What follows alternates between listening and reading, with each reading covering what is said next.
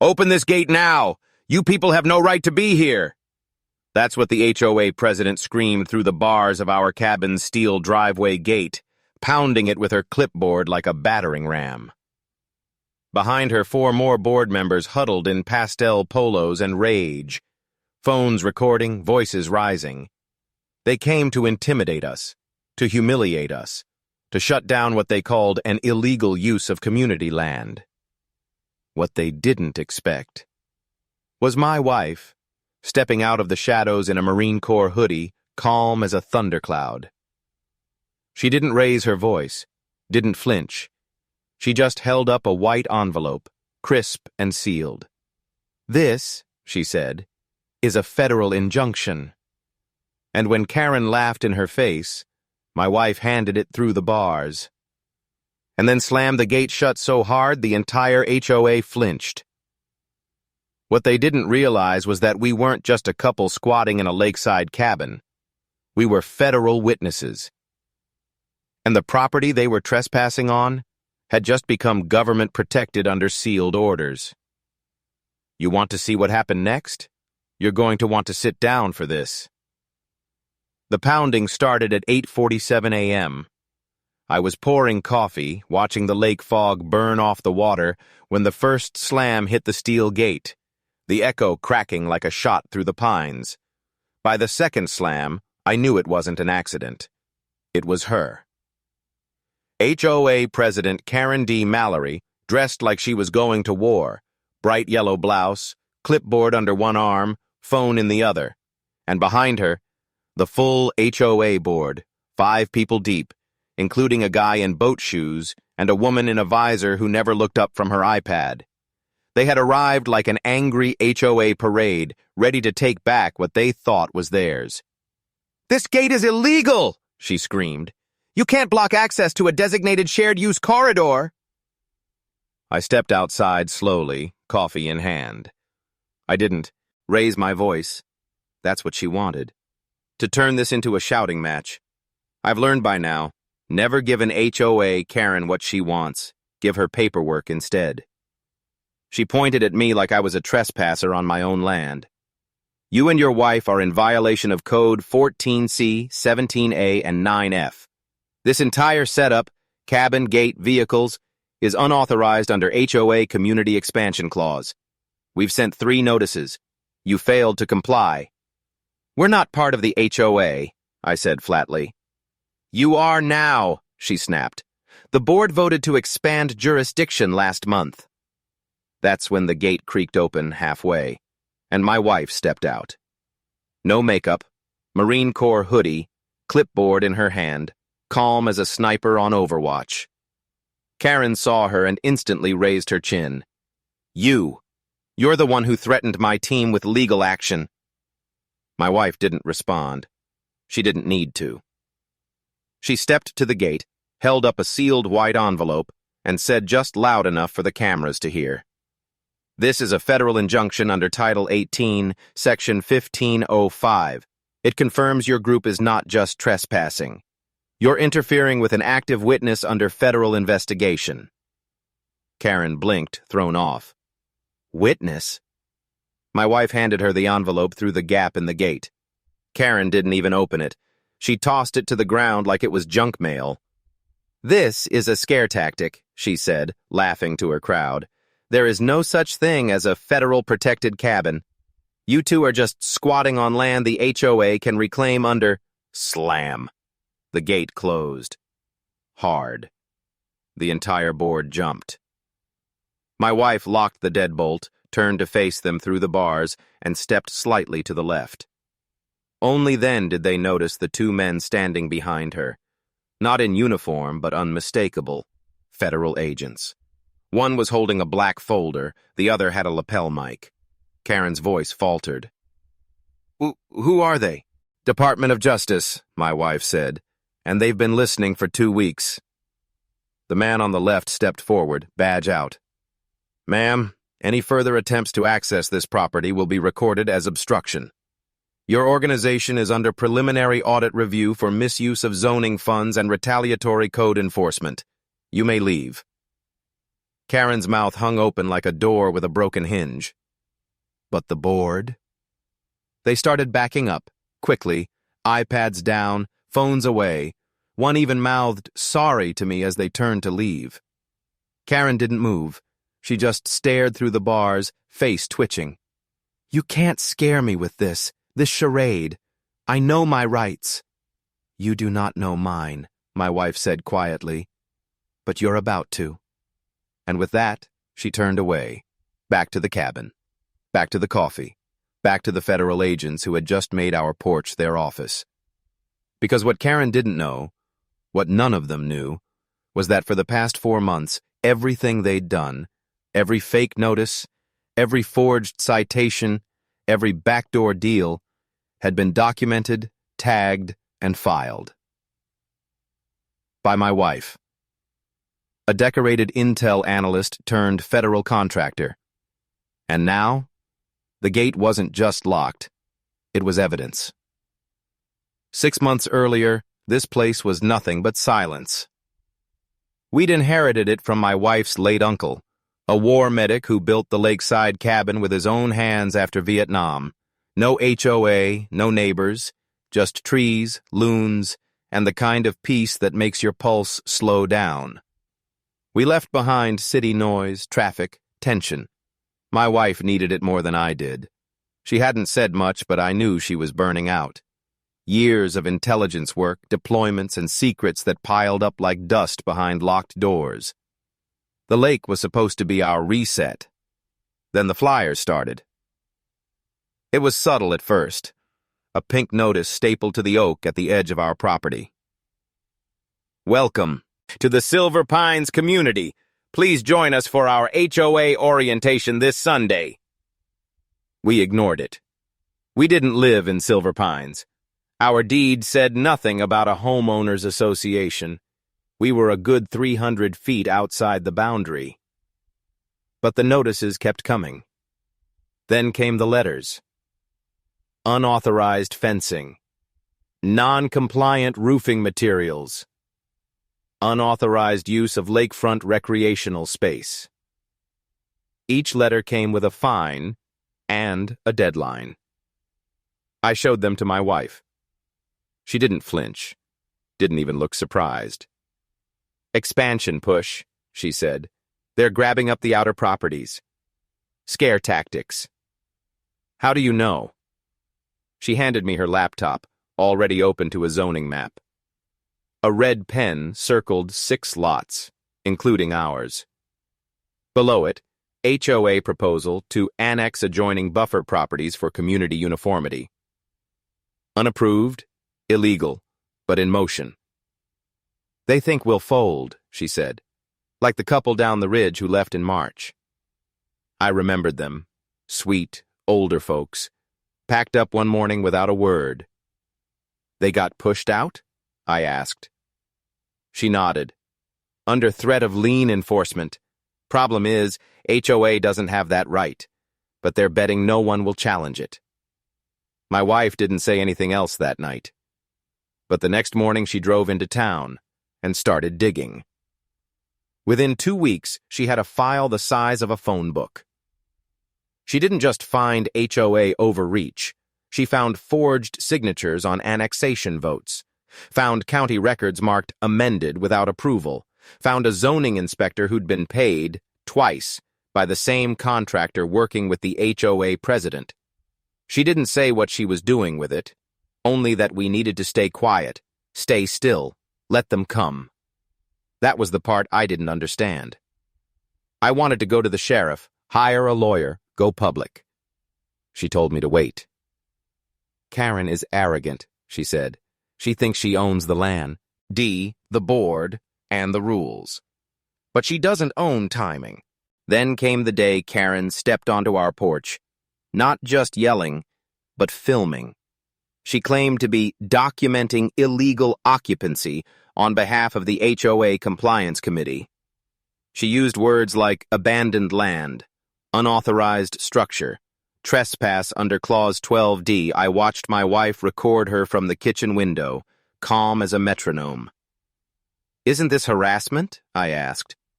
No, she said. It's evidence. 2 nights later, we got a visitor.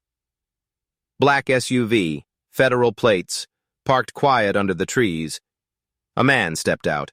Clean suit, duffel bag in one hand, no badge shown, but none needed. He sat with my wife for 2 hours. I wasn't in the room. When he left, he shook my hand and said, "She's sharper than half my team." "What now?" I asked her. "Now?" she said, finally smiling. "Now we wait for them to walk into it." We installed the gate the next day, not to keep people out, but to let the whole thing play out on camera, legally, visibly, with iron on the hinges and law in our hands. And still, HOA. Karen couldn't see it. Still, she thought she was in control. She didn't realize she was about to raid federal property. And when she did, the whole damn board would go down with her.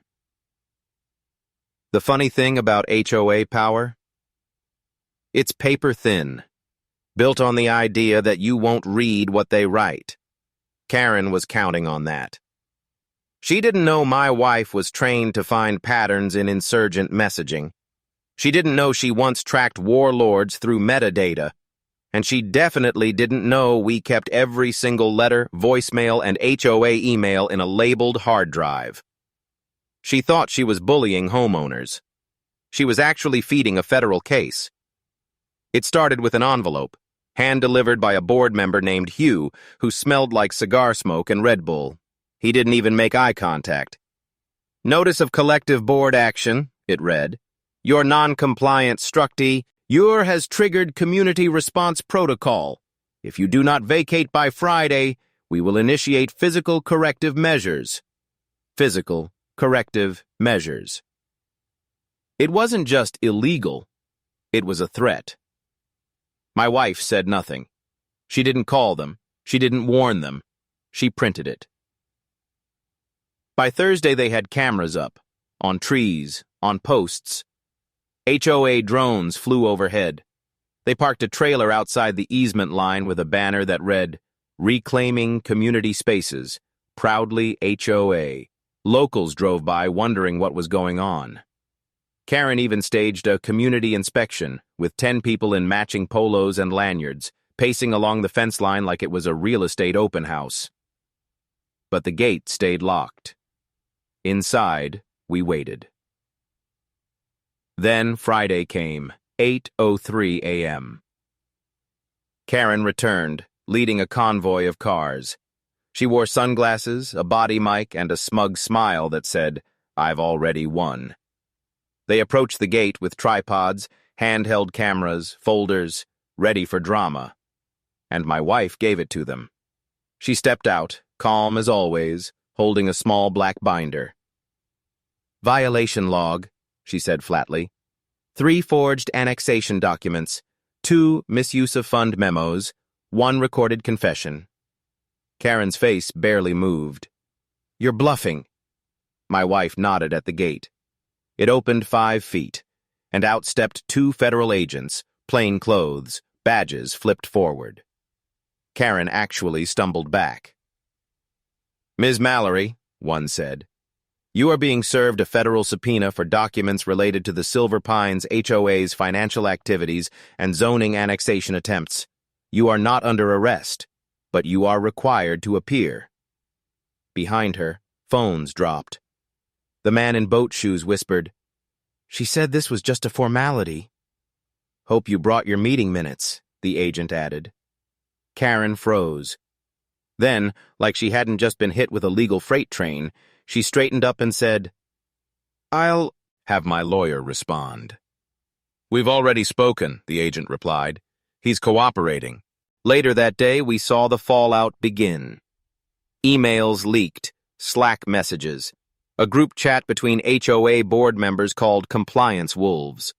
One of the threads read, "If we pull this off, we flip the lots, go commercial, split the gain.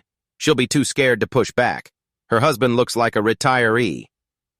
Another message, even worse. "Their gate isn't HOA certified. If it accidentally gets clipped by a plow, nobody will cry. That one made my wife close her laptop, stand up, and stare out the window for a long time. They were planning something, I said quietly. They already did, she replied. We just have to let it finish burning. That night, a former board member, Sophia, came to our gate alone. She looked pale, shaking. I didn't know how far it went, she whispered. I thought it was about fences and parking. But she used our names. She used my signature. My wife offered her coffee. Sophia cried the moment she stepped through the gate. By Sunday, the county clerk had called us. The HOA bank account was frozen. Zoning violations were under review. 3 board members had quietly resigned. And Karen? She was still out there, denying, spinning, yelling about overreach. But the cameras were off now. The community was watching. And the gate? Still locked. Because the trap had closed. Not with violence, not with shouting, but with paper. And now the paper trail led straight to her. They say when a house collapses, it doesn't start with the roof. It starts in the walls, with small fractures that no one sees, until the whole frame gives. That Monday morning, the Silver Pines HOA looked fine from the outside. But inside? It was splintering. The HOA's group chat, once full of smug compliance jokes and Karen's pep talks, had gone silent. The man with boat shoes had deleted his Facebook, the woman with the iPad left town, and the residents? They'd finally started asking questions. It began with one message posted in the community app. Has anyone actually seen the vote that added new lots to HOA jurisdiction? Then another. Why are we paying for permits on land we don't legally control? And finally, is it true the president's husband owns the contracting company that inspects our homes? Within 48 hours, the HOA's virtual town hall exploded. People demanded transparency, demanded refunds, demanded to see where their monthly fees, the $370 per household, had actually gone. Karen didn't show up to answer. Because Karen was busy meeting with federal agents. Meanwhile, on our side of the gate, we kept quiet. My wife spent her mornings updating the federal case folder. My job was simple. Don't engage. Let the silence make noise. Let the truth surface itself. Still, I couldn't help it. I checked the news. Local HOA under federal scrutiny after retaliatory expansion push. Zoning dispute turns into federal probe at lake cabin property. One image showed our cabin's gate with the sign, "No trespassing, federal property." In the comments, dozens of locals asking how to file complaints, how to dissolve an HOA, how to get someone like my wife on their side. Then came the voicemail. It was from Karen. You think this makes you heroes? You think people care about your little shack? They'll forget you. But I have connections. I am this community. My wife listened to it once, then sent it straight to the feds. That was the last time Karen spoke to us. From then on, it was her lawyer doing the talking, or trying to. The next blow hit midweek, the leaked memo. Someone, no one knows who, posted an internal HOA document titled Phase 2 Redevelopment, Project Magnolia. It showed plans to demolish 6 existing homes, build rental properties, shift the HOA's original residential charter into a mixed-use development. None of the homeowners had agreed to it, but all of their signatures were there. Forged. By Friday, there was a town meeting. We didn't attend, but Sophia did. She stood in front of 80 people, hands shaking, and said, I signed up to help with sidewalks and holiday lights, not to steal land. Then she pointed at the projector, which showed a spreadsheet, $432,000 in undocumented transfers. A private contractor named DM Holdings, owned by Karen's cousin, and an advisory fee that had gone straight into Karen's personal account. Gasps, silence, cell phones up. It wasn't just a scandal, it was fraud. Later that evening, I was on the porch when headlights hit the trees. Karen's SUV pulled up to the locked gate. She didn't get out, just sat there for a minute, maybe two. Then, for the first time since this all began, she drove away. Inside, my wife was typing her report. She paused only once to show me a message from the DOJ field office. Charges pending. Expect formal notice within 10 days. She didn't celebrate. She didn't smile. She just exhaled, the long kind that carries months of pressure behind it. This isn't about Karen, she said finally. It's about everyone who let her act like she was untouchable. The next morning, we replaced the gate sign. The old one said, "Private property, keep out." The new one? "Federal witness property, monitored and protected." And just beneath that, my wife added something by hand with a black Sharpie. Still want to test it? By the time the formal charges hit Karen Mallory's doorstep, she wasn't screaming anymore. She wasn't filming, wasn't storming gates, wasn't leading board meetings in pastel blazers like a suburban general. She was quiet. Because when the feds arrive in suits, and not uniforms, it's already over. The news came early that morning. A knock on her door, neighbors watching from behind curtains. 2 agents, a sealed folder, and a signature. Wire fraud, forgery, misuse of community funds, obstruction of zoning audits, and interference with an ongoing federal investigation. 5 felonies. And just like that, the self-appointed queen of the lake had no power left. The HOA didn't hold a vote to remove her. They didn't have to. By the end of that week, 3 more board members stepped down. The HOA's bank account was frozen. Residents started the legal process to dissolve the entire organization. People who once ignored us at the town market now stopped us just to say, "We're sorry. We didn't know. Thank you for standing your ground." But my wife never said, "I told you so." She didn't need to. Instead, she called Sophia. And together, they drafted a motion for what the land could become without the HOA leash. Not a rental site, not a mixed-use corridor, not another gated community with rules about mailbox height, but a veteran retreat program. 3 lots, 1 dock, shared maintenance by volunteers. No fees, no fines, no clipboard inspections. Just peace. A month later, the cabin looked different. Kids running off the dock, local vets grilling in the clearing. No fences, just respect. No HOA signs, just a hand-carved plank at the gate. Harper Lake, all are welcome. Carved by hand, hung by Sophia, and bolted in place by the same gate Karen once tried to tear down. The final twist? Karen tried to sue us for emotional distress. She filed the motion quietly, but the judge had already seen the case file. She denied it without a hearing. Now we still get mail from Silver Pines. Only this time it's not threats. It's thank you cards. From neighbors who thought they were powerless. From families who got their land back.